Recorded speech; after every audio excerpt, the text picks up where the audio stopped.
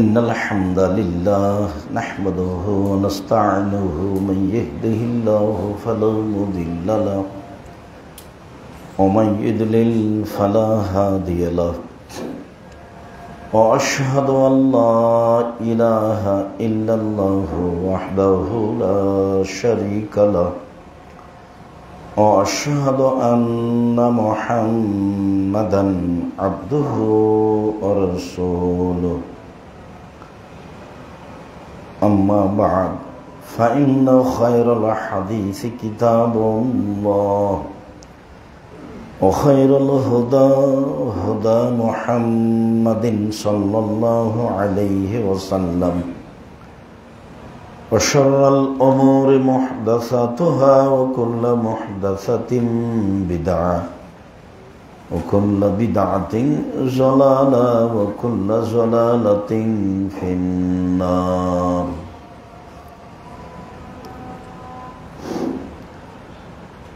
أعوذ بالله من الشيطان الرجيم ادفع بالتي هي أحسن فإذا الذي بينك وبينه عداوة كأنه ولي حميم عن أبي هريرة رضي الله تعالى عنه قال قال رسول الله صلى الله عليه وسلم الرحم شحنة من الرحمن فيقول الرحمن من وصلني وصله الله من قطعني قطعه الله رواه البخاري ومسلم عن عائشة رضي الله تعالى عنها قالت قال رسول الله صلى الله عليه وسلم الرحم معلقة بالعرش فتقول من وصلني وصله الله من قطعني قطعه الله رواه البخاري ومسلم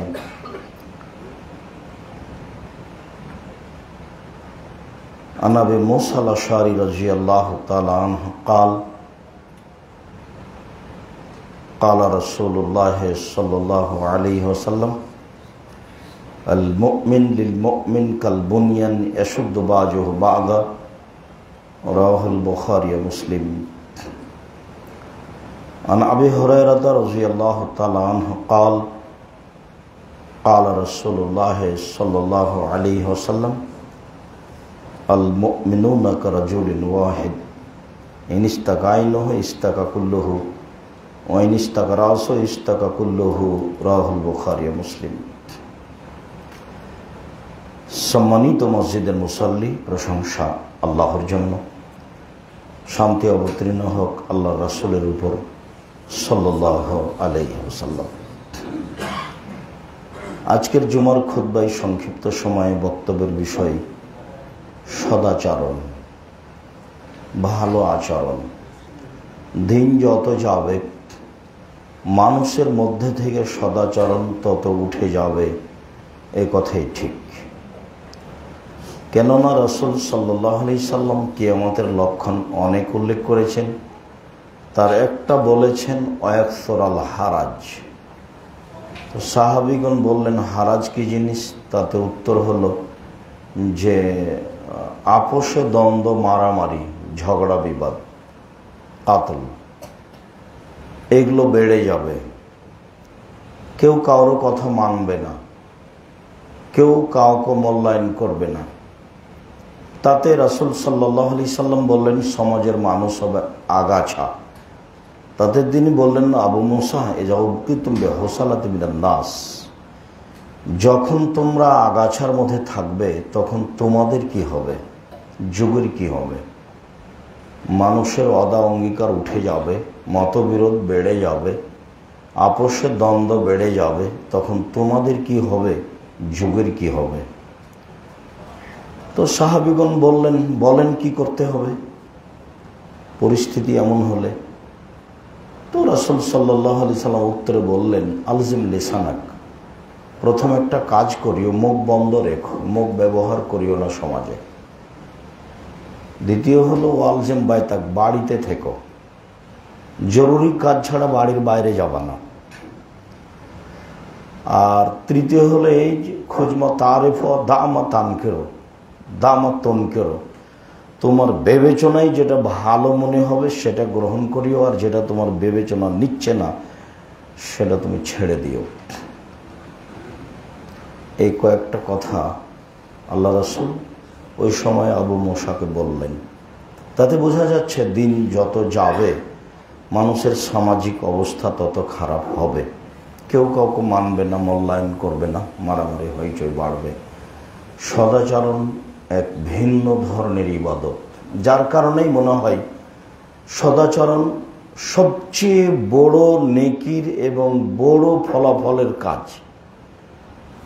আসলে সদাচরণ কি জিনিস যে এত নেকির কাজ, তাতে আমরা ধারাবাহিকভাবে বুঝতে পারবো সদাচরণ কি জিনিস। আল্লাহ তাআলা বললেন ইদফা বিল্লাতি হিয়া হাসান। মুহাম্মদ সাল্লাল্লাহু আলাইহি সাল্লাম, আপনি যখন মানুষের উত্তর দিবেন, পরিস্থিতি যেটাই হোক, আপনার উত্তর যেন ওর চেয়ে সুন্দর হয়। এটা আপনার জন্য জরুরি আদেশ। মানে সারা পৃথিবীর মুসলিম পুরুষ নারীর অন্তত এটা হতে হবে, প্রতিপক্ষ যতই খারাপ হোক, পরিস্থিতি যতই জটিল হোক, আমারটা যেন তার চেয়ে খারাপ না হয়। আমি যা করব, আমি যা বলবো সেটা যেন তার চেয়ে ভালো হয়। এটা আল্লাহর আদেশ। আদেশের ফলাফলে আল্লাহ তাআলা বললেন তাহলে হবে আপনার মাঝে আর তার মাঝে যে শত্রুতা রয়েছে এটা অন্তরঙ্গ বন্ধুতে পরিণত হবে। এ কথা আল্লাহ ফলাফলে বললেন। আল্লাহ তাআলা বললেন অজাদিলহুম বিল্লাতি হিয়া হাসান। যখন আপনি তর্কের খাতিরে কথা বলবেন বা পরিস্থিতি খুব জটিল এমন সময় যখন কথা বলবেন মুখামুখি, তখন আপনারটা তার চেয়ে ভালো হতে হবে। বিল্লাতি হিয়া আহসান, ও যা বলছে তার চেয়ে আপনারটা ভালো হতে হবে। এই কথা আল্লাহ তাআলা আমাদের নবীকে বলেন। ফলাফলে অন্য জায়গায় আল্লাহ তাআলা বলেন ওয়ায়দরাউনা বিল হাসানাতি সায়াতা। যারা খারাপের প্রতি উত্তর ভালো দিয়ে দেয়, মানে আগের দুটো আয়াতের এটা তরজমা অনুবাদ। যারা খারাপের প্রতি উত্তর ভালো দিয়ে দেয় উলাইকা লাহুম উকবাদ দার, ওরা যাদের জন্য রয়েছে জান্নাত। তো এটা তো আরো ভিন্ন ফলাফল হলো।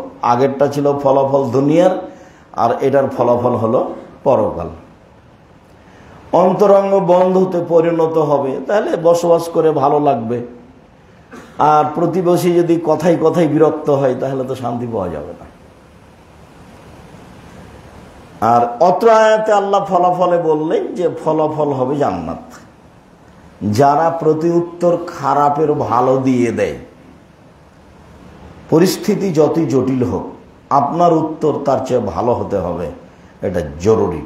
সম্মানিত দিনী ভাই বোন, যারা অত্র জুমায় খুতবায় উপস্থিত হয়েছেন তাদের নিকটে জরুরি অনুরোধ যে সাথে সাথে যারা অনলাইনে এখন রয়েছেন সময়ের গতিতে আমাদের বক্তব্য অবগত হবেন, সকল দিনী ভাই বোনের নিকটে জরুরি অনুরোধ যে কোনো মূল্যে পরিস্থিতি যতই জটিল হোক প্রতি উত্তর তার চেয়ে ভালো করতেই হবে। আর যখন আপনি ভালো করতে পারবেন না তখন আপনি মনে করবেন যে আমি আসলে প্রতিশোধ নিচ্ছি না, আমি আসলে আমার মনের অনুসরণ করছি। আমার মন বলছে যে ও কথা বলতে পারে, আমি পারি না। ও কিছু করতে পারে, মন্দ করে গালি দিতে পারে, আমি পারি না। এটা হলো মনের অনুসরণ, যেটা ক্ষতি। আর তর্ক বিতর্কে ঝগড়াই সবচেয়ে খারাপ বলতে পারা কাজটা হলো গ্রামের বস্তির মহিলাদের। ওরা সবচেয়ে খারাপ কথাটা বলতে পারলে শান্তি পায়, পরবর্তীতে বলেছি একটা কথা, মনটা ঠান্ডা হয়েছে। তো এটা হলো ওর মনের অনুসরণ। ওর মনে বলছে যে ও কিছু বললো, আমি বলতে পারলাম না, পরিস্থিতি তাহলে কি আমার অনুকূলে হলো না বা আমি পিছে পড়ে গেলাম। আল্লাহ তাআলা আমাদের নবীকে বলেন ফাবিমা রাহমাতিম মিনাল্লাহ লিনতা লাহুম ওয়ালাউ কুনতা ফাদদান গালিদাল কলব লানফাদু মিন হাওলিক। মুহাম্মদ সাল্লাল্লাহু আলাইহি সাল্লাম, আল্লাহর পক্ষ থেকে আপনার উপরে বড় দয়া যে আপনি নরম স্বভাবের হয়েছে। আপনার চালচলন আচরণ যদি কঠোর কর্কশ হতো, লানফাদু মিন হাওলিক, মানুষ আপনার পাশ থেকে সরে যেত। মানুষ আপনার পাশ থেকে সরে যেত, আপনার কথা শুনতো না।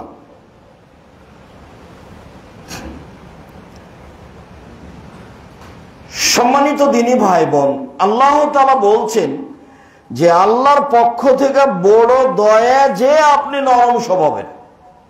তো এটা আল্লাহর পক্ষ থেকে দয়া। যখন আমি মানুষের সাথে নরম কথা,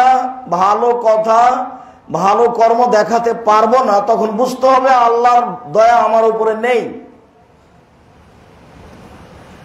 এইটুকু বলার পর আল্লাহ তাআলা বলছেন, শোনেন, ফাফু আনহুম।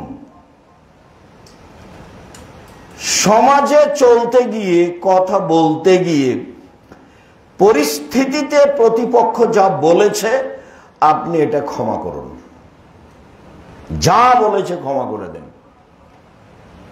কি বলেছে? একাধিক আয়াতে এসেছে, বলেছে ও পাগল, ও কুকুর লাগিয়ে দে, ওকে দেশ থেকে তাড়িয়ে দে। ছি ছি ছি ছি ছি, এতগুলি আল্লাহকে একজন করে আবার মানুষ দেশ থেকে তাড়িয়ে দে, পিটিয়ে হাঁকিয়ে দে, কুকুর লাগিয়ে দে। এই তোমাদের এলাকায় নাকি একটা লোক পাগল হয়ে গেছে, তার নাম মোহাম্মদ, তাকে নাকি জিনে ধরেছে। জি, ও কোথায়? ওই যে পাগলটা, ওকে জিনে ধরেছে। তাহলে সমাজ তাকে কত তুচ্ছ মনে করত, অথচ পৃথিবীর সবচেয়ে দামি মানুষ, সমাজটাকে মানুষই মনে করত না। আল্লাহ শেষ পর্যন্ত বলছেন, ওমা সাহেবকুম বিমাজনুন, তোমাদের সঙ্গী, তোমাদের সাথী, যারা দিন রাত যে ব্যক্তি তোমাদের সাথে থাকে, খায়, উঠে বসে, সে পাগল নয়। কি করে তাকে পাগল বলতে পারো? ও কি বাহির দেশ থেকে এসেছে? ও কি লন্ডন, আমেরিকা, বাংলাদেশ থেকে গেছে? ও তো তোমাদের বাড়িতে জন্ম নিয়েছে, ও তো তোমাদের সাথে থাকে, খায়, ওকে পাগল বলো কেমনে? আল্লাহর ঠেকা বাঁধে নিয়ে আল্লাহ শাস্তি দিতে পারেন, কিন্তু না দিয়ে বলছেন যা বলেছে তা মাফ করুন, এটুকু বলে থামেননি। তারপরে বলছেন আস্তাগফিরুল্লাহম, ওরা বলে যে পাপ করেছে, এখন আপনি আল্লাহকে বলেন, আল্লাহ ওরা যা আমাকে গালি দিয়ে পাপ করেছে এটা তুমি ক্ষমা করে দাও। আমি করলাম মাফ, তুমি করো ক্ষমা, এই জিম্মেদারি আপনার। নেন এবার সদাচরণ কাকে বলে দেখেন। এবার সদাচরণ কাকে বলে? সদাচরণ কি জিনিস? ভালো কথা, ভালো কর্মের নাম সদাচরণ। কটু কথা, খারাপ কর্মের নাম সদাচরণ নয়। চলেন দেখি রাসূল সাল্লাল্লাহু আলাইহি সাল্লাম বলেন কি। মুজাইনা কাবিলার একজন ব্যক্তি বলছে যে, কালু ইয়া রাসূলুল্লাহ মা খায়রু মাউতিল ইনসান, বলেন তো আল্লাহর নবী, আল্লাহ যেসব অনুগ্রহ মানুষের উপরে করেছেন, দিয়েছেন, তার সবচেয়ে উত্তম কোনটা? হাত দিয়েছেন, পা দিয়েছেন, কান দিয়েছেন, জমি জায়গা দিয়েছেন, গাড়ি বাড়ি দিয়েছেন, অর্থ সম্পদ দিয়েছেন, আহাল পরিবার দিয়েছেন, সবচেয়ে উত্তম কোনটা দিয়েছেন সেইটা বলেন। এটা জিজ্ঞাসা, মনে থাকা লাগবে। তো রাসূল সাল্লাল্লাহু আলাইহি সাল্লাম বললেন, আল খুলুকুল হাসান, সবচেয়ে যেটা উত্তম আল্লাহ দিয়েছেন মানুষকে নেয়ামত হিসেবে, সেটা হলো ভালো আচরণ। ভালো আচরণ কি জিনিস? ভালো কথা, ভালো কর্মের নাম ভালো আচরণ। ভালো আচরণ, সদাচরণ এমন একটা জিনিস যেটা হলো নেকি। ভালো আচরণ বলতে নেকি, ভালো আচরণই নেকি। নওয়াস ইবনে সামআন রাদিয়াল্লাহু তাআলা আনহু বলেন, একদা আমি আল্লাহ রাসূলকে জিজ্ঞাসা করলাম, আল্লাহর নবী, মাল বিররু ওয়াল ইসমু। বলেন তো আল্লাহর নবী, পাপ কি জিনিস আর নেকি কি জিনিস? এটাই জিজ্ঞাসা। পাপ কি জিনিস আর নেকি কি জিনিস এইটা বলেন। তো রাসূল সাল্লাল্লাহু আলাইহি সাল্লাম উত্তরে বললেন, আল বিররু হুসনুল খুলুক, নেকি হলো ভালো আচরণ। কই রাসূল সাল্লাল্লাহু আলাইহি ওয়াসাল্লাম বললেন না নেকি হলো হজ? হজ তো অনেক কষ্টকর ইবাদত। যারা মুআল্লিম তারা কি যে করলো, ফাঁকে ফাঁকে দিয়ে সময় কাটিয়ে, আগে আর পরে যে কত উমরা করালো, দিয়ে খুশি করে দিল। হজের দিন যার যেখানে মন চাইলো সে সেখানে থেকে গেল। হজের কে দাম দেয়? হজ তো সাধারণ ইবাদত নয়, ও তো কষ্টকর, শারীরিক, দীর্ঘ সময় ধরে 5 দিন যাবত এক টানা কর্ম চলতে থাকে। 5 দিন যাবত সে এক জায়গায় নয়, এখান থেকে ওখানে, ওখান থেকে ওখানে। আর সে 2-1 হাজার মানুষ নয়, লক্ষ লক্ষ মানুষ। তো আল্লাহ রাসূল বলবেন যে হজ, তাহলে নাকি এটা একটা ভালো হলো। আর না হলে বলবেন কোরআন তেলাওয়াত, বাস সুবহানাল্লাহ আলহামদুলিল্লাহ, যাতে আল্লাহ বেশি খুশি হন। কিন্তু উত্তরে আল্লাহ রাসূল বললেন আল খুলুকুল হাসান, ভালো আচরণ। নেকি হলো ভালো আচরণ। তাহলে আগের হাদিসে বুঝতে পারলাম সবচেয়ে উত্তম নিয়ামত হলো ভালো আচরণ। এবার বুঝলাম যে নেকি হলো ভালো আচরণ, ভালো আচরণই নেকি।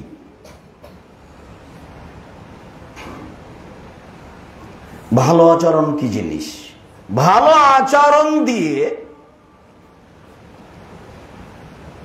জান্নাতুল ফেরদাউস পাওয়া যায়, সবচেয়ে দামি জান্নাত।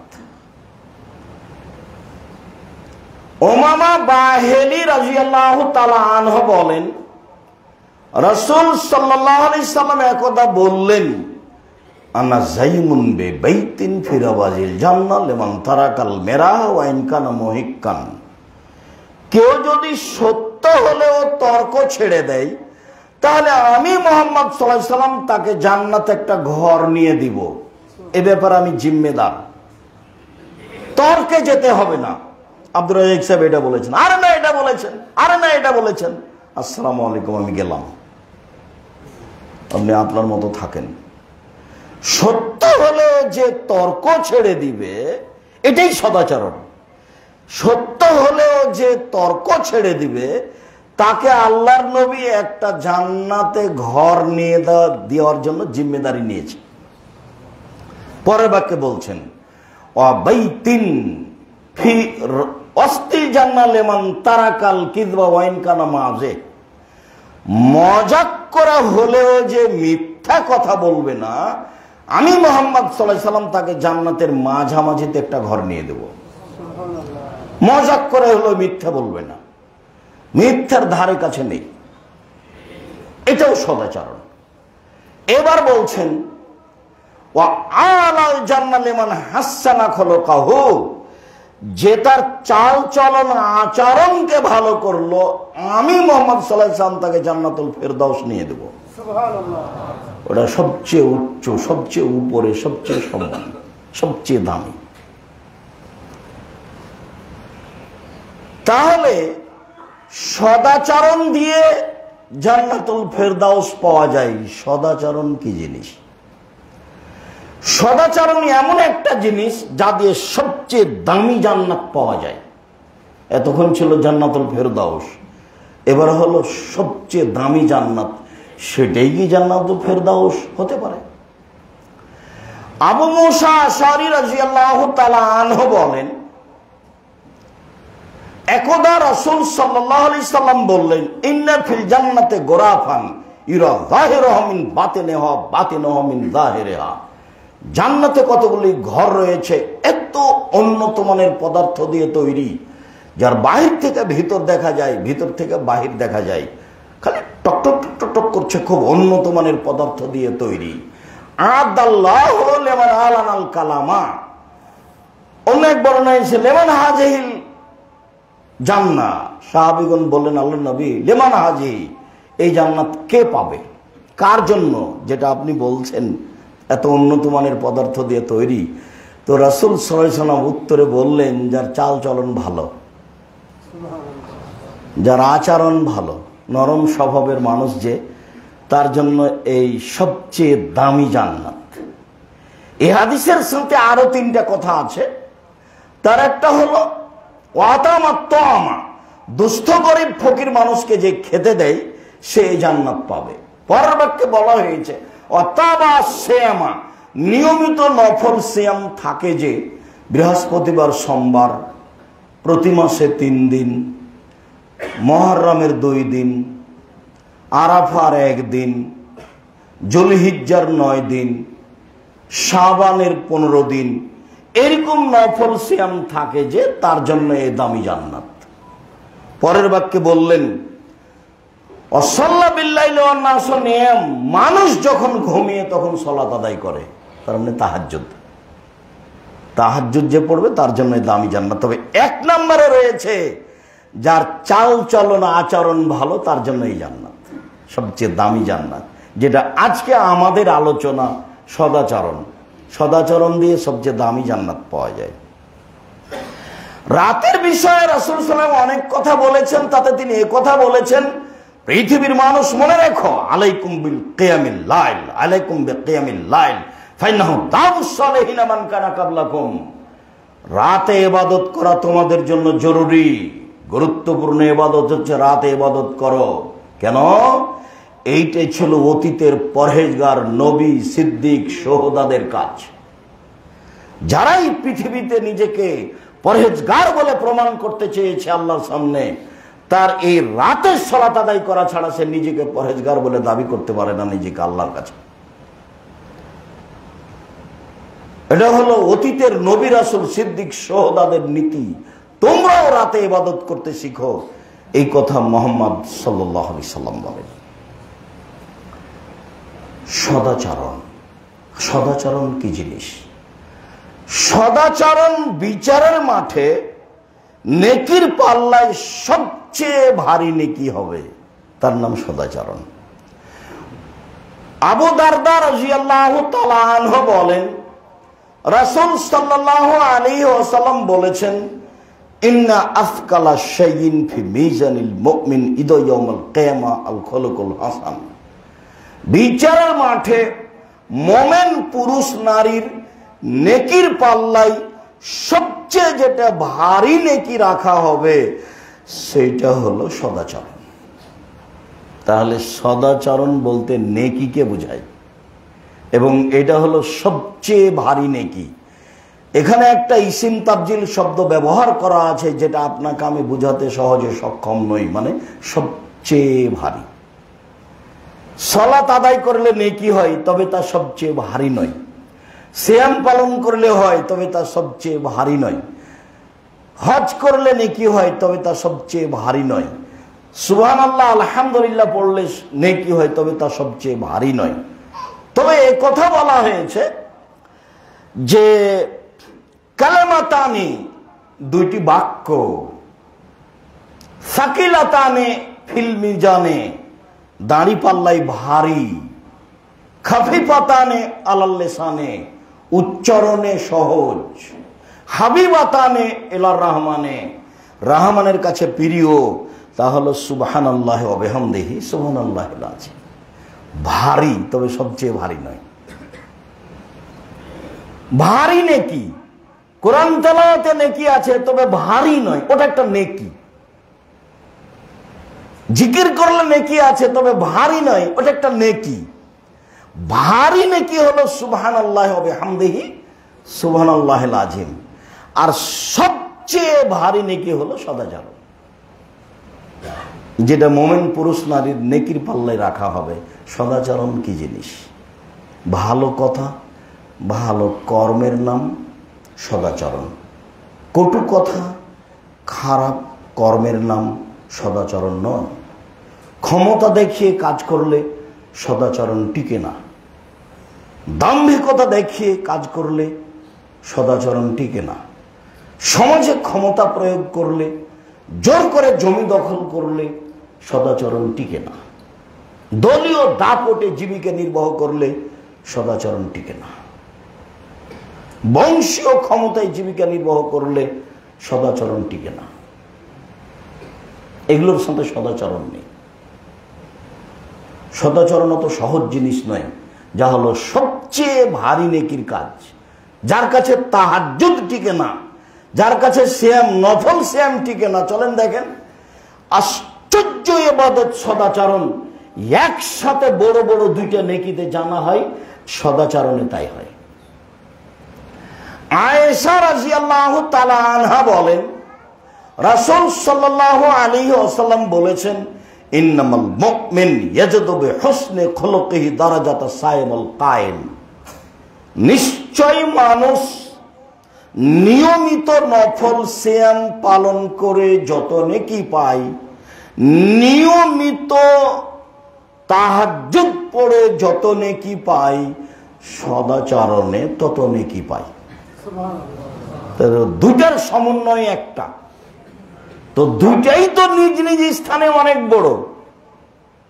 ইবাদতের জগতে সবচেয়ে দামি ইবাদত আল্লাহকে সন্তুষ্ট করার মাধ্যম হলো সিয়াম, রোজা।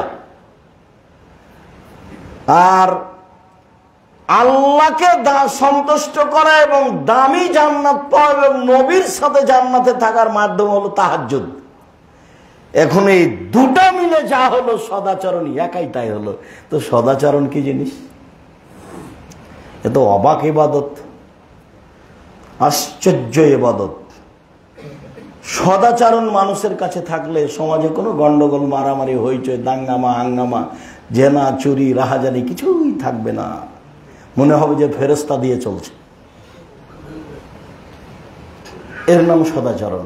এত নেকির কাজ তা তো এমনি নয়, অবশ্যই এটা ভিন্ন কিছু, যার কারণে এত নেকি। সম্মানিত দ্বীনি ভাই বোন, সদাচরণ যে কোনো মূল্যে গ্রহণ করতে হবে, এ কথাই ঠিক। সদাচরণের কথা রাসূল সাল্লাল্লাহু আলাইহি সাল্লাম অনেক বলেছেন, যা আমাদের গ্রহণ করতে হবে, গ্রহণ করা উচিত। গ্রহণ করেই ভাইয়ের সাথে আপোষ করতে হবে, বোনের সাথে আপোষ করতে হবে। আপনার যারা মহিলা, দুই ভাইয়ের স্ত্রী, পরস্পরে তারা যাও জল যেভাবে থাকুক না কেন, তাদেরকে আপোষ করতে হবে। যারা ছোট যাও জওয়াল, তাদেরকে আগে বড় জায়ের হাত ধরে ক্ষমা নিয়ে পরিবেশ কন্ট্রোল করতে হবে। যদিও বড় জায়ের কারণে গন্ডগোল বেঁধেছে, ছোট ভাইকেই বড় ভাইয়ের হাত ধরে ক্ষমা নিয়ে পরিবেশ পরিস্থিতি সুন্দর করতে হবে, যদিও সমস্যা বড় ভাইয়ের কারণেই হয়েছে। এরপরেও রাসূল সাল্লাল্লাহু আলাইহি সাল্লামের নিয়ম এটাই, ফালিয়াক্কির কাবীরানা, যারা বড় তাদেরকে সম্মান করতে হবে। জ্ঞানী মানুষের ভুলকে ক্ষমা করার জন্য রাসূল সাল্লাল্লাহু আলাইহি সাল্লাম বলেছেন। কাজেই বড়কে সম্মান করতে গিয়ে ছোট ভাই সদাচরণ দেখাবে বড় ভাইয়ের কাছে। সমাজে যারা নিজে অন্যায় করেছে, মরণ আসার পূর্বেই তার সাথে সেই সদাচরণ দেখিয়ে সেটাকে সমাধা করে নেবে। নইলে শ্বাস বন্ধ হয়ে গেলে এক অন্যায় আচরণ শুধরাতে যা জীবনে নেকি করেছে সব দিয়ে দিলে নাও হতে পারে। তবে সেটা নেকি দিয়েই শুধরাতে হবে, এটাও ফায়সালা দেওয়া আছে, যা রাসূল সাল্লাল্লাহু আলাইহি ওয়াসাল্লাম বলেছেন। আল্লাহ আমাদেরকে সদাচরণ গ্রহণ করার তৌফিক দান করুক। আল্লাহুম্মা আমিন।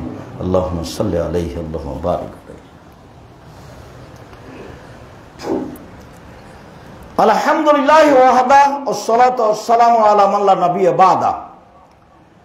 আবু হুরায়রা রাদিয়াল্লাহু তাআলা আনহু বলেন, রাসূল সাল্লাল্লাহু আলাইহি ওয়াসাল্লাম বলেছেন, আর রাহমু শুহনাতুন মিনার রহমান, সদাচরণ রহমান থেকে নির্গত হয়েছে। রহমান মানে দয়া। তো সদাচরণ মানে হলো দয়া। সদাচরণ মানে হঠকারিতা নয়। তো সদাচরণ মানে হলো দয়া। রাসূল সাল্লাল্লাহু আলাইহি ওয়াসাল্লাম বলেন, সদাচরণ এইটা শব্দটা রহমান শব্দ থেকে নির্গত হয়েছে। তো ফায়াকুলুর রহমান, এখন রহমান বলছেন যে মান ওয়াসালাকে ওয়াসালতুহু, মান কাতাকে কাতাতুহু। সদাচরণ শোনো, তোমাকে যে নিবে আমি আল্লাহ তাকে নিব, তোমাকে যে ছেড়ে দিবে আমি আল্লাহ তাকে ছেড়ে দেব। তো সদাচরণ নেই যার, আল্লাহ নেই তার, ও কিভাবে খাই চলে? হিন্দু যেভাবে খাই চলে, ও কিভাবে বেঁচে থাকে? ইহুদি খ্রিস্টান যেভাবে বেঁচে থাকে। আল্লাহ তার নেই মানে আল্লাহর কোন দয়া তার উপরে নেই। তো যারা কোনো সময় আল্লাহকে মানে না, তাদের রুজি যেভাবে হয় তারও রুজি সেভাবে হয়। সদাচরণ নেই যার, আল্লাহর দয়া তার উপরে নেই, এ কথাই ঠিক। দেশের সবচেয়ে বিত্তশালী হলেও আয়েশা রাদিয়াল্লাহু তাআলা আনহা বলেন, রাসূল সাল্লাল্লাহু আলাইহি সাল্লাম বলেছেন, আর-রাহমু মুআল্লাকাতুন বিল আরশ, সদাচরণ রহমানের আরশ ধরে ঝুলন্ত অবস্থায় বলে। তাহলে সদাচরণের জন্য একটা রূপরেখা আছে। সদাচরণ রহমানের আরশ ধরে ঝুলন্ত অবস্থায় বলে, মান ওয়াসালানি ওয়াসালাহুল্লাহ। পৃথিবীর মানুষ মনে রেখো, আমি সদাচরণ বলছি, যে আমাকে নিবে আল্লাহ তাকে নিবেন। ওমান কাতানি কাতাহুল্লাহ, যে আমাকে ছেড়ে দিবে আল্লাহ তাকে ছেড়ে দিবেন। হাদিস তো বুখারী মুসলিম। আমাকে যে নিবে আল্লাহ তাকে নিবেন, আমাকে যে ছেড়ে দিবে আল্লাহ তাকে ছেড়ে দিবেন। আমি আর আপনি তো দিন রাত নিজের মতো চলে খাচ্ছি ফিরছি, কোনো সমস্যা বুঝতে পারি না। যা করার লাগে সুবিধা মতো করে নিচ্ছি, হাইকোর্ট জজ কোর্ট যা কিছু করার লাগে ক্ষমতা দেখিয়ে দলীয় দাপটে আমি আসলে বুঝতে পারিনি আমার জীবিকা নির্বাহ কেমন। আমার জীবিকা নির্বাহ পশু প্রাণী গরু ছাগলের মতো, ওও যেমন বুঝে না আমিও তেমন বুঝি না। কোথায় পেশাব করতে হবে গরু ছাগল তা তো জানে না, সময় হলে পেশাব করে। তো ঠিক আমারও জীবন তার মতোই, আমিও বিবেচনা করে চলতে পারি না, কাউকে কিছু বলতে পারি না। সদাচরণ নিজে বলছে, আমি সদাচরণ বলছি, মনে রেখো পৃথিবীর মানুষ যে আমাকে নিবে আল্লাহ তাকে নিবেন, যে আমাকে ছেড়ে দিবে আল্লাহ তাকে ছেড়ে দিবেন। এইভাবেই বলছে, হাদিস তো বুখারী মুসলিম। সদাচরণ এমন একটা জিনিস যা দিয়ে মানুষের বয়স বেশি হয়ে যায়, যা দিয়ে মানুষের রুজি বাড়ে, যা দিয়ে মানুষের মরণ কঠিন হয় না, নরম স্বাভাবিক হয়। সদাচরণ। আনাস রাদিয়াল্লাহু তাআলা আনহু বলেন, রাসূল সাল্লাল্লাহু আলাইহি ওয়াসাল্লাম বলেছেন, মান সাররাহু আইয়ুবসাতা লাহু ফি রিজকিহি ওয়া ইউনসাউ লাহু ফি আসরিহি ওয়া তুদফা আনহু মিতাতাসসুয়ে। পৃথিবীতে যারা চায় যে তার রুজি বেশি করা হোক, টাকা বেশি বেশি হয়ে যাক, পৃথিবীতে যে চায় যে তার বয়স একটু বেড়ে যাক, 90-100 বছর বাঁচব, তারও বেশি বাঁচব, পৃথিবীতে যে চায় আমার মরণ যেন দুর্ঘটনা দিয়ে না হয়, আমার মরণ যেন দুঃখজনক না হয়, এইটা যে চাই, ফালেসেল রাহেমাহু, সে যেন সদাচরণ করে। রাসূলের মুখের কথা, হাদিস তো বুখারী মুসলিম। আমার আর আপনার বিবেচনা কি আছে এই হাদিসের উপরে? আমার আর আপনার বিবেচনা কি? তো মনে রাখতে হবে, ভিতরে গেঁথে রাখতে হবে, সময় আসলে তা বাস্তবায়ন করতে হবে। 24 ঘন্টা বাস্তবায়ন করার সময়। রাসূল সাল্লাল্লাহু আলাইহি সাল্লাম বলেন, যে চায় যে তার রুজি বেশি হয়ে যাক, যে চায় যে তার বয়স বেশি হয়ে যাক, যে চায় যে তার মরণ যেন দুঃখজনক না হয়, ফালেসেল রাহেমাহু, সে যেন সদাচরণ করে। তাহলে সদাচরণ দিয়ে এগুলো হয়। সাওবান রাদিয়াল্লাহু তাআলা আনহু বলেন, রাসূল সাল্লাল্লাহু আলাইহি ওয়াসাল্লাম বলেছেন, লা ইয়ারুদ্দুল কাদারা ইল্লা বিদ্দুআ ওয়ালা ইয়াজিদু ফিল উমরি ইল্লা বিল বিররি। মানুষের লিখিত ভাগ্য পরিবর্তন হবে না দোয়া ছাড়া। মানুষের বয়স বেশি হবে না সদাচরণ ছাড়া। মানুষ তার বয়সকে বাড়িয়ে দিতে পারে সদাচরণ দিয়ে। মানুষ তার ভাগ্যকে কেটে নতুনভাবে লিখিয়ে নিতে পারে দোয়া দিয়ে, প্রার্থনা। দোয়াই এমন একটা পাওয়ারফুল ইবাদত, যেটা চলতে থাকলে আপনার লিখিত পৃথিবী সৃষ্টির 50,000 বছর আগে যেটা লেখা হয়েছে সেটা কেটে নতুনভাবে লিখে দিবেন। তাহলে মাস্ক দিয়ে করোনা না ঠেকিয়ে দোয়া দিয়ে করোনা ঠেকানো দরকার ছিল। হুজুরারে এমন দাপটে বক্তব্য দিল, আর মসজিদের সভাপতি সেক্রেটারি এমন ক্ষমতা দেখালো, 5 জন দিয়ে জমা চালু। আমি বললাম, যার করোনা হয়েছে আমি তার সাথে একসাথে খেতে প্রস্তুত। করোনায় যদি মারা যায় আমি গোসল দিয়ে জানা দিয়ে দাফন কাফন করতে প্রস্তুত, তাতে আমার অন্তর ধাক্কা খাবে না। এতে যদি আমার করোনা হয় তাহলে আমি বলবো না যে এর কারণে হয়েছে, আমি বলবো পৃথিবী সৃষ্টির 50,000 বছর পূর্বে আমার ভাগ্যে করোনা লেখা ছিল, তাই হয়েছে। অল্প দিন বাঁচতে এসে শিরক করে ভাগ্য বাড়াতে আমি রাজি নই। বৈমানিক বিমানবালা বলছে আমাকে যে মাস্ক লাগান, আমি ধৈর্য ধারণ করো। মাস্ক লাগান, ধৈর্য ধারণ করো। মাস্ক লাগান, ধৈর্য ধারণ করো। আবার যখন বলেছে মাস্ক লাগান, তুমি যখন আমি বিমানে উঠি তখন তোমার চোখ ছিল না? জোর করে আমাকে মাস্ক লাগাবা, তখন আমাকে উঠতে দিতে হতো না। আমি মাস্ক লাগিয়ে ভাগ্য বাড়াতে রাজি নই। রাসূল সাল্লাল্লাহু আলাইহি ওয়াসাল্লাম বলছেন, লাম্মা খালাকাল্লাহুল খালকা কাতাবা হায়াতাহু ওয়া মাউতাহু ওয়া রিজকাহু ওয়া মাসায়াবাহু।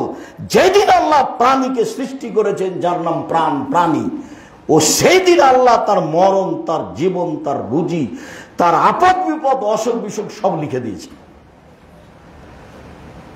সৃষ্টির দিন লেখা আছে পৃথিবী সৃষ্টির 50,000 বছর পূর্বে। তাকে পরিবর্তন করতে হলে মুহাম্মদ সাল্লাল্লাহু আলাইহি ওয়াসাল্লাম একটাই পথ উল্লেখ করেছেন, ছিল দোয়া।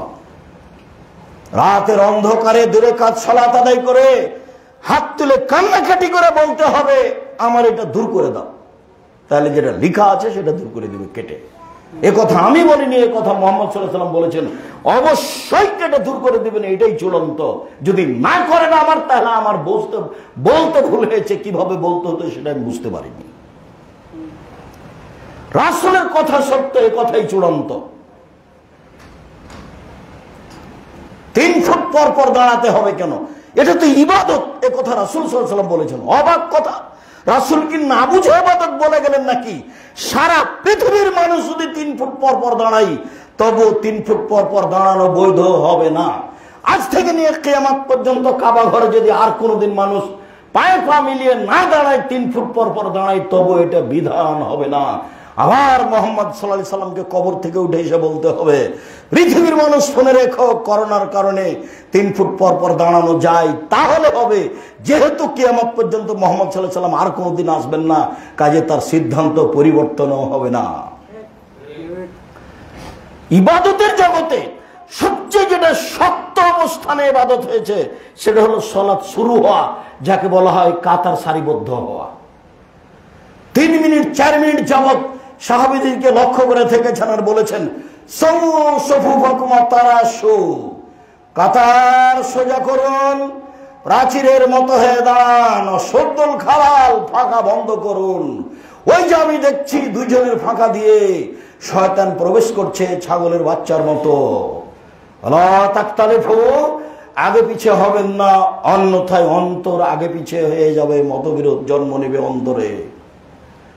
প্রত্যেকটা হাদিস গ্রন্থে কিভাবে সালাতে দাঁড়াতে হবে তার বিস্তারিত বিবরণ রয়েছে, এবং ইমামকে মুক্তাদির দিকে মুখামুখি হয়ে বলতে হবে তার 23 বছর জীবনে কোন এমন একদিন এমন একটা ওয়াক্ত যায়নি যে তিনি না বলে সালাত শুরু করেছেন, এরকম ঘটনা ঘটেনি। কিয়ামত পর্যন্ত তাও কেউ প্রমাণ করতে পারবে না। একদিন আল্লাহর নবী কাতার সোজা করুন, প্রাচীরের মতো হয়ে দাঁড়ান, ফাঁকা বন্ধ করুন, এই কথা না বলেই ইকামত হওয়ার সাথে সাথে শুরু করেছেন, এটা প্রমাণ হবে না। সবাই যে করছে, আরে সবাই তো করছে, তো কাদগামাতি সলাতে গেছে তখনই তো ইমাম বলছে আল্লাহ আকবার, বাসাতের পাগড়ি পেঁচাচ্ছে আর বলছে আল্লাহ আকবার। ধর্ম তো এরকম নয়। ধর্ম তো একজনের কথা দিয়ে চলে, যার নাম মুহাম্মদ সাল্লাল্লাহু আলাইহি সাল্লাম। ভাগ্য দোয়া দিয়েই পরিবর্তন করা যায়, যা মুহাম্মদ সাল্লাল্লাহু আলাইহি সাল্লাম বলেছেন। তিনি বলেছেন লাইসা শাইউন আকরামু ইনদাল্লাহি মিনাদ দুআ, আল্লাহর কাছে দোয়া করার কাজটা যত প্রিয়, ইবাদতের জগতে কোনো কাজ তত প্রিয় নয়। কেন? দোয়া মানেই তাকে সরাসরি বলা যে আমার ছেলের একটা কিছু করে দাও। তখন উনি বুঝলেন হ্যাঁ এটা আমি করতে পারি, তোমার বলাটা ঠিক হয়েছে। তো দোয়া যখন মানুষের কাছে যায়, কবরের কাছে যায়, তখন তার এটা হয় না, কারণ ও তো করতে পারবে না, পীর তো করতে পারবে না। পীরকে এতটুকু বলতে পারে যে আমার জন্য একটু দোয়া করিয়েন, মানে আপনি একটু আল্লাহকে বলিয়েন যে আল্লাহ অমুকের ছেলেটাকে ভালো করে দাও। তাহলে পীরও কাকে বলবে? আল্লাহকে বলবে। আপনিও বলেন আল্লাহকে, যে ড্রেনে পড়ে আছে সেও বলবে আল্লাহকে, যে পৃথিবীর যে কোনো দামি জায়গাতে আছে সেও বলবে আল্লাহকে। সবার কাছে আল্লাহ সমান। প্রার্থনা দিয়ে ভাগ্য পরিবর্তন করা যায়, এ কথাই চূড়ান্ত। পৃথিবীর দ্বীনি মুসলিম ভাই বোন সকলকে আন্তরিকভাবে অনুরোধ করে বলতে চাই যে আপনি আপনার ভাগ্যের পরিবর্তন চাইলে, দুনিয়াতে কিছু চাইলে, পরকালের সুবিধা চাইলে, চাওয়ার দুয়ার বিকল্প কোনো পথই নেই। সম্মানিত দ্বীনি ভাই বোন, রাসূল সাল্লাল্লাহু আলাইহি সাল্লাম যেটা বলেছেন তাতেই কল্যাণ রয়েছে, এ কথাই ঠিক। নিজে থেকে কিছু করে লাভ হবে না। আবু মুসা আশআরী রাদিয়াল্লাহু তাআলা আনহু বলেন, রাসূল সাল্লাল্লাহু আলাইহি সাল্লাম বলেছেন আল মুমিন লিল মুমিন কাল বুনিয়ান, একজন মুমিন আরেকজন মুমিনের সাথে, সামাজিক মানুষ মুসলমান পরস্পরে প্রাচীরের মতো। এসুদ্দু বাজো বাজা, একটা ইট যেমন আর একটা ইটকে ধরে আছে, এইটা যেমন মানুষ পরস্পরে তেমন।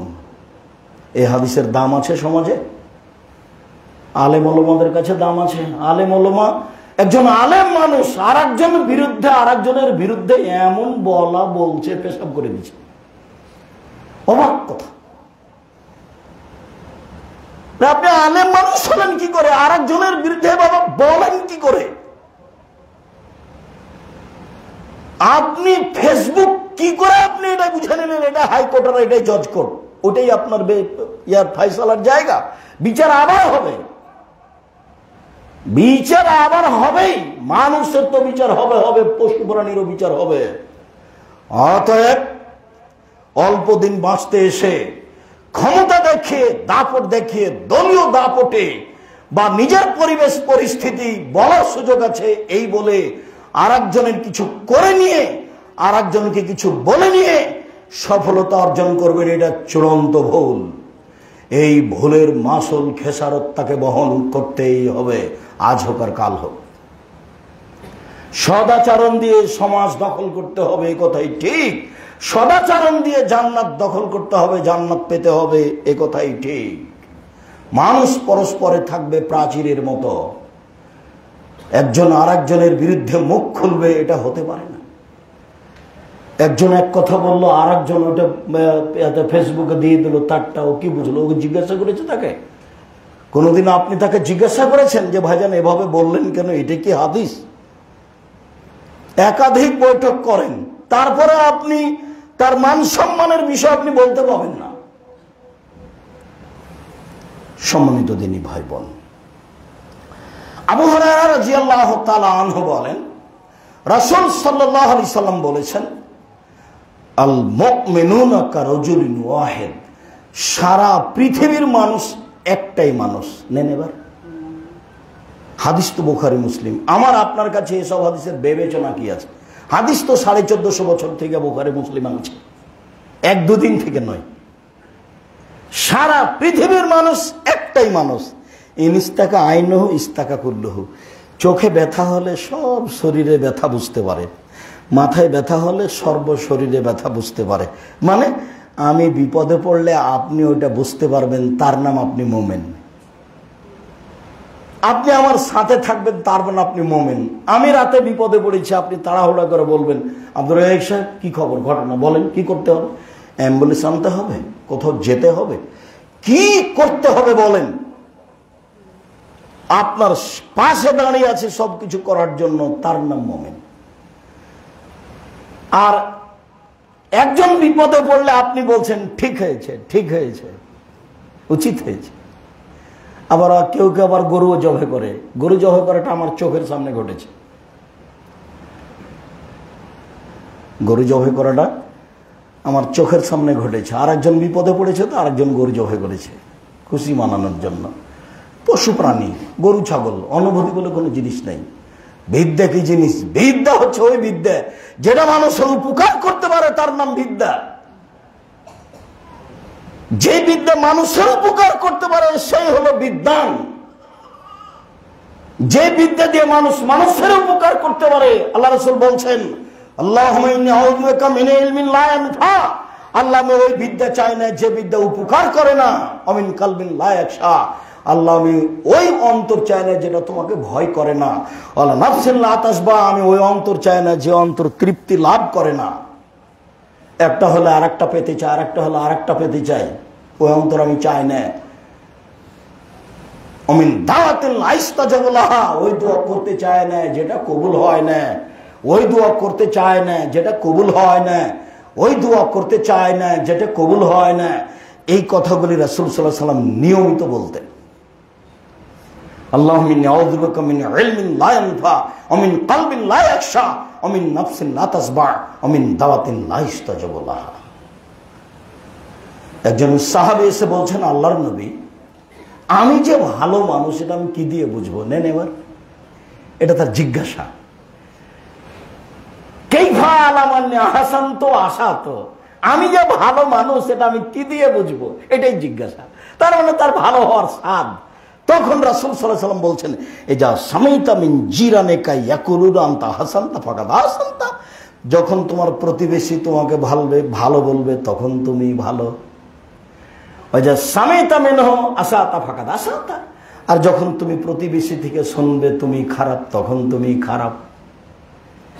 নেন এবার, প্রতিবেশীর কাছে ভালো হয়ে থাকাও তো খুব কঠিন। এখন একটু আপনি বলেন, সাতটু ও বলে, তা আপনি কতক্ষণ টিকে থাকবেন? টিকে থাকার চেষ্টা করতে হবে, না স্থান ত্যাগ করতে হবে। হিজরত বাকি আছে, কাবা ঘর থেকে বাকি নেই। মক্কা থেকে কোথাও যাওয়া হবে না হিজরত করে। সারা পৃথিবীর যে কোনো স্থান থেকে যে কোনো জায়গায় যেতে পারেন ঈমান আমান নিয়ে টিকে থাকার জন্য সপরিবারে। কিন্তু মক্কা থেকে বাড়িঘর সরে অন্য জায়গায় নিয়ে যাওয়া হবে না। লা হিজরত বাদা ফাতে মক্কা। মক্কা বিজয়ের পরে মক্কা থেকে হিজরত নেই। সারা পৃথিবীর যে কোনো স্থান থেকে যে কোনো স্থানে হিজরত বহাল আছে।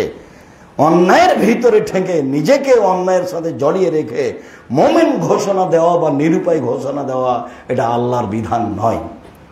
সম্মানিত দিনী ভাই বোন, আমরা আলোচনার শেষে এসে আন্তরিকভাবে অনুরোধ জানাচ্ছিলাম, যে কোনো মূল্যে সদাচরণ ধরতেই হবে।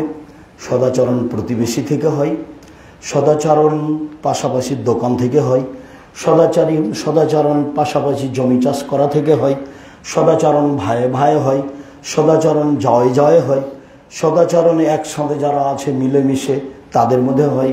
অনেক সময় তার খারাপ আচরণ হয়ে গেলে তার আড়ে অনেক কথা বলা বলি হয়, যার কারণে সর্বদা সদাচরণ বহাল রাখার চেষ্টা করতে হবে। ইবাদতের জগতে সবচেয়ে গুরুত্বপূর্ণ ইবাদত হলো সদাচরণ। সদাচরণ এমন একটা জিনিস যা দিয়ে দামি জান্নাত পাওয়া যায়। সদাচরণ এমন একটা জিনিস যা দিয়ে জান্নাতুল ফেরদাউস পাওয়া যায়। সদাচরণ এমন একটা জিনিস যেইটার নেকি বিচারের মাঠে সবচেয়ে ভারী নেকি সদাচরণ এমন একটা জিনিস যা হচ্ছে আল্লাহর নিয়ামতের মধ্যে সবচেয়ে উত্তম গুরুত্বপূর্ণ নিয়ামত। যে কোনো মূল্যে ক্ষতিগ্রস্ত নিজে হলেও সদাচরণ ধরে রাখার চেষ্টা করতে হবে, এই কথাই ঠিক। আর হজ করতে গেলে সবচেয়ে যেটা জরুরি মনে হয় সেইটা হলো বানানো দোয়া থেকে বেঁচে থাকতে হবে, একাধিক উমরা থেকে বেঁচে থাকতে হবে। যে কোনো মূল্যে হজের দিনের কাজগুলি হজের দিনেই করতে হবে। ফতোয়া আছে 10, 11, 12 যে কোনো দিন করলেই হয়। সরকারও চাচ্ছে যে কোনো দিন করলেই হয়, মুআল্লিমও চাচ্ছে যে কোনো দিন করলেই হয়। অতএব হজের দিন ঘুমিয়ে থাকো, কোনো সমস্যা নেই। অথচ রাসূল সাল্লাল্লাহু আলাইহি ওয়াসাল্লাম এই কথা বলেননি। হজের দিনের কাজগুলি হজের দিনেই করতে হবে। আর তাদেরকে ভয় দেখানো ঠিক নয়। আর আগে অতগুলো উমরা করানো আর জিয়ারত এই জায়গা ওই জায়গা দেখানো, পরে অনেক উমরা করানো, এইসব ইবাদত দিয়ে তাকে ভুলিয়ে রাখা আদৌ ঠিক নয়। হজ করতে গেছেন নির্ধারিত স্থানে নির্ধারিত নিয়মে কষ্ট করে ইবাদত করতে হবে, এ কথাই ঠিক। বরং পায়ে হেঁটে করতে পারলে হজের দিনের সকাল 11টা হতে হতে সব কাজ হয়ে যাবে, আমি এটাই মনে করি। সহজভাবেই আপনি প্রথম থেকেই বলি, আপনার হজ শুরু হয় 8 তারিখ মিনাতে গিয়ে। 8 তারিখ থেকে হজ শুরু হয়। 8, 9, 10, 11, 12, তাহলে মোট 5 দিন হলো। যুলহিজ্জার 8 তারিখে মিনায় যেতে হয়। তো সবাই নিয়ে যাবে আপনাকে মিনায় রাতে। আপনি বলবেন আমি প্রয়োজনে পায়ে হেঁটে যাব, তবে 8 তারিখ সকালে যাব ফজরের পরে। তো বলবে আপনার জায়গা হবে না, স্থান পাবেন না, ভুলে যাবেন। তার মানে হজের প্রয়োজন নাই, আপনার সুবিধার প্রয়োজন। জোহর, আসর, মাগরিব, এশা, ফজর কসর হবে, স্ব স্থানে হবে। যেটা কসর স্ব স্থানে হবে। 9 তারিখ সকালে মিনাতে ফজর সালাতের পরে আপনি যাবেন আরাফার মাঠে। ওরা রাতে গাড়িতে নিয়ে যাবে। আপনি বলবেন সকালে গাড়ি হলে হবে, নইলে পায়ে হেঁটে যাব। এই দেশের মধ্যে আরাফার মাঠ আছে, এই কথা আমি জানি, এ কথা আপনি বলবেন। তাহলে সে আর আপনাকে ভুল পথে নিয়ে যেতে পারবে না। বিশ্বাস করুন, এই দেশে আরাফার মাঠ আছে, এই কথা আমি জানি। অতএব আরাফার মাঠ আমি নিজে খুঁজে নেব। তো 9 তারিখ আপনি আরাফার মাঠে যাবেন। জোহর আসর একসাথে পড়তে হবে, 2, 2, 4 করে। জোহরের পর থেকে নিয়ে হাত তুলে দোয়া শুরু হবে সূর্য ডুবা পর্যন্ত। সূর্য না ডুবলে স্থান ত্যাগ করা যাবে না। তো বলছে গাড়িতে আসেন, গাড়িতে ইবাদত করিয়েন। গাড়িতে ভিড়ের মধ্যে কোথায় ব্যাগ আর কোথায় আপনি, ওখানে ইবাদত আছে। ইবাদত কি এরকম? সূর্য ডুবার পরে আপনি আরাফার মাঠ ত্যাগ করবেন আর বলে দিবেন আরাফার মাঠ থেকে নিয়ে আমি পাথর মারা পর্যন্ত আজকের 10 তারিখে কোনো কাজে আপনার সহযোগিতা নিব না। তাহলে আপনার জন্য সহজ হবে। মুজদালিফায় গিয়ে মাগরিব এশা পড়ার পরে পায়ে হেঁটে আপনি পাথর মারবেন। 10 তারিখের 1 নম্বর কাজ পাথর মারা। আগে থেকে মুখস্থ করে রাখবেন। 10 তারিখের 1 নম্বর কাজ পাথর মারতে হয়। 10 তারিখের 2 নম্বর কাজ কোরবানি করতে হয়। 10 তারিখের 3 নম্বর কাজ মাথা নেড়ে করতে হয়। 10 তারিখের 4 নম্বর কাজ কাবা ঘরে তওয়াফ করতে হয়। 10 তারিখের 5 নম্বর কাজ সাফা মারওয়া সাই করতে হয়। 10 তারিখের 6 নম্বর কাজ পুনরায় মিনায় ফিরে আসতে হয়।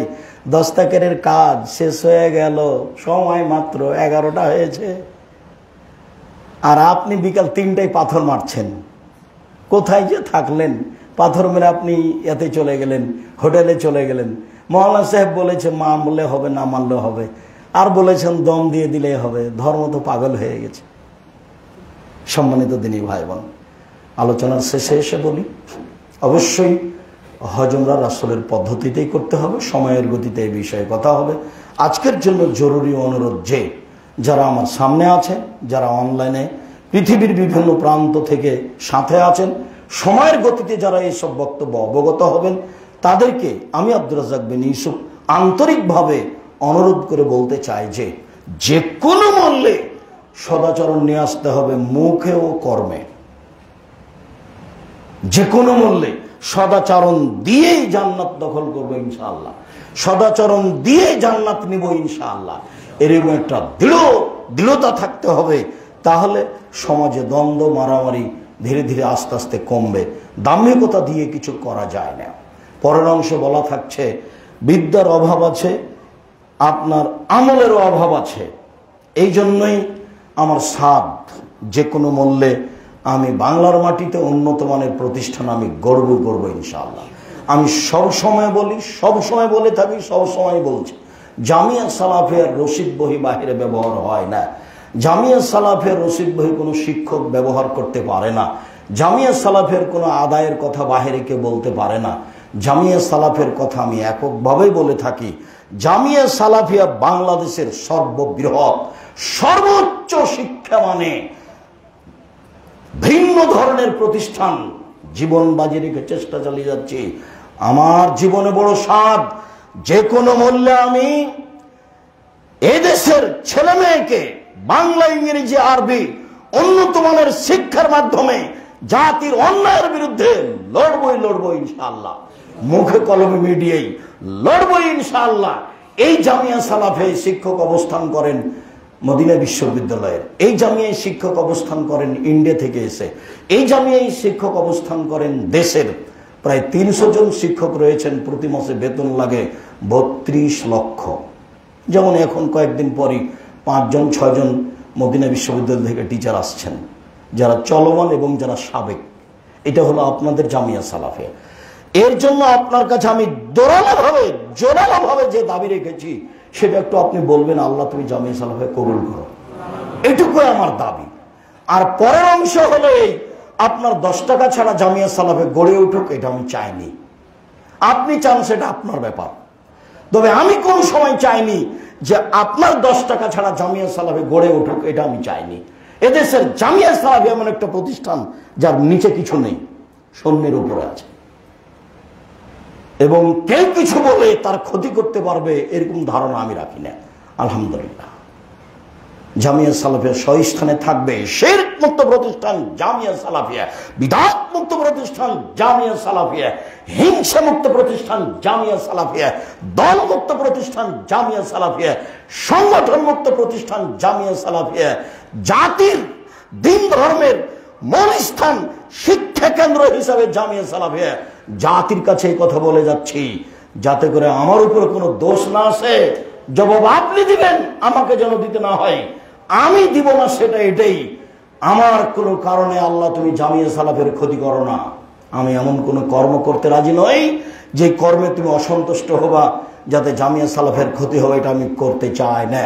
তুমি আমাকে সঠিক রেখে জাতিকে জামিয়া সালাফের জন্য একটু বলতে বলো, তোমাকে ওরা সবাই যেন বলে আল্লাহ তুমি জামিয়া সালাফে কবুল করো।